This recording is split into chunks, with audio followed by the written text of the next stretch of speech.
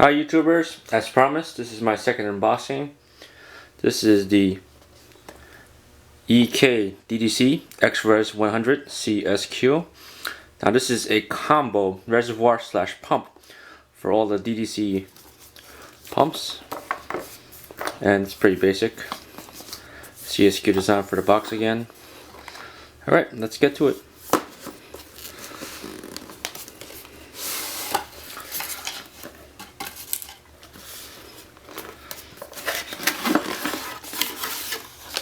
Now, included with the box is, again, the hardware, Allen key. I'm going to go over this a little bit. The manual. There's different ways of installing this. I'll explain later. And the actual reservoir slash pump top. Now this is made to go on top of all the DDC type pumps. It includes the MCP 355, MCP 350, and the more popular 35X. Okay, let's move this over.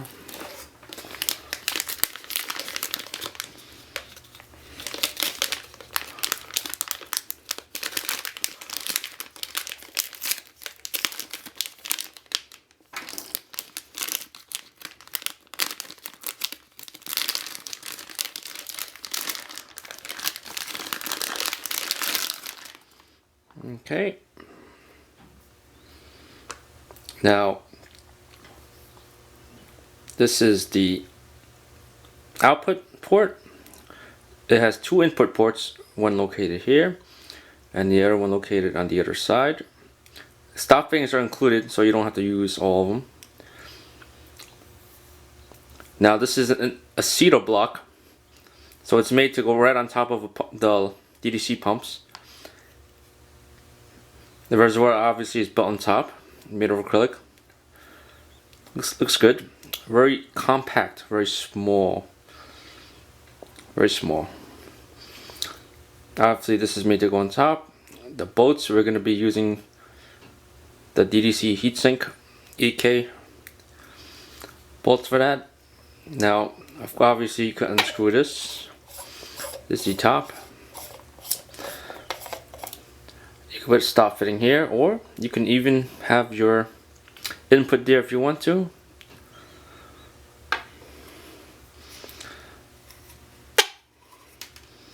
Ooh, better not lose that. That's the O-ring that goes on top. Okay, now this is the tube that it comes with. This is a 100mm. Now you can upgrade it to a larger, longer tube if you want, and that's fine. The EK made it possible. Okay, put that O-ring back, and here you go. This is a anti-cyclone.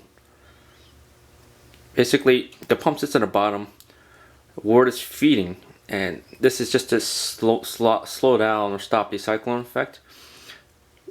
They also come with the foam filter to stop the anti-vortex effect. So basically these two things just stop the coolant or whatever water you're using from swishing and making swishing sounds as it goes in. Of course this is removable. So there you go. EK logo, of course, not bad. And this is, like I said, made of aceto, so everything looks good. EK logo here. Again, same CSQ style that they've used multiple times. And I will be showing this installed on a DK, and I'll be playing with fittings, and then I'll give my final impressions of this. But let's move on to the hardware. Okay, this is the hardware that's included with the reservoir. We have 1, 2, 2 Allen keys. This is for the screws, these 4 screws that you're supposed to install the pump to the top. They go underneath. The Allen key for the stop fittings, and we get 2 of those stop fittings. The G1/4 threaded extender, and the insert, the foam insert for the anti-vortex. So basically, EK states that you can do it 3 ways. You can have either the anti-cyclone installed, or the foam vortex installed, or you can cut this in half, the foam, cut it in half basically, and install it on one side and have both the vortex and the cyclone insert installed. So I'm going to play with that. I haven't decided what I'm going to put in it, but I have a pretty fast pump, the MCP 355. So I'll figure out which one I'm going to decide on. Now it states in the manual that the G1/4 thread extender has to be used, because this is actually a recess port. This is the output and this is the input. So for all input, the G1/4 thread extender has to be used on all your fittings. So this has to be put in place, because as you can tell from here, EK recessed it. Not sure why, but I guess it's for fittings. So I'm just installing now. Okay. And that's it for this part. Now here's it fully installed with the EK DDC heatsink housing.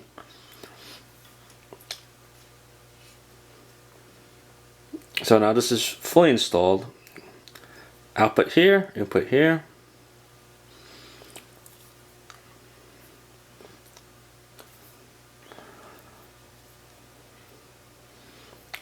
Another input here.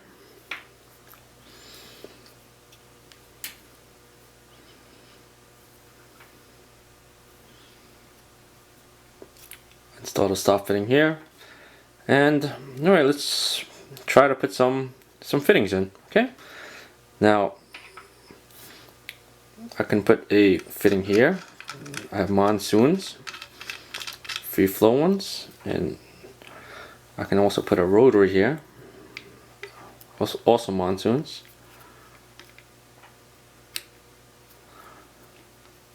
Now you can do a number of configurations. So I could do it that way.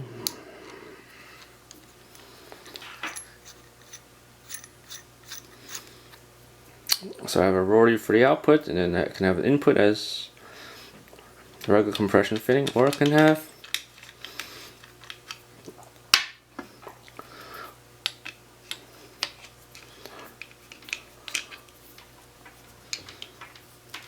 I'm not ready, so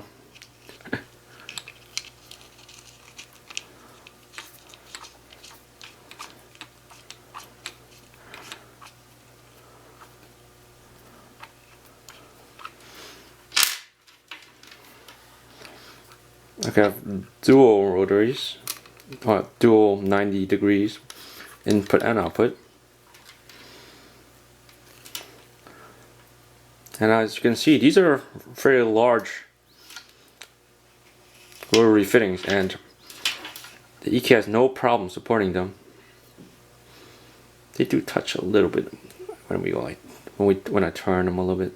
So just be careful about that, because they do touch a little bit, but they fit large fittings, and these are very large in my opinion. As you can see, I'm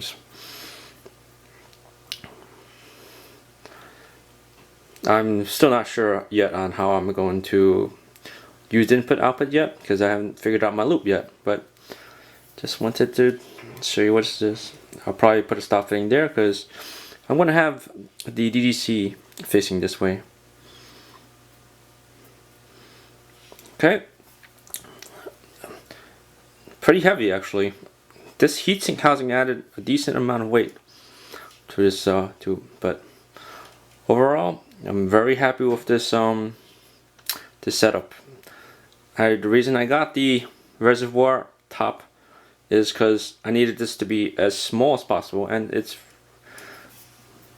fairly small, and I need it to be as small as possible because it's going to a very small case, small form factor actually, and I'll go further into it later on. And that's it for my video review of the EK X-Res DDC.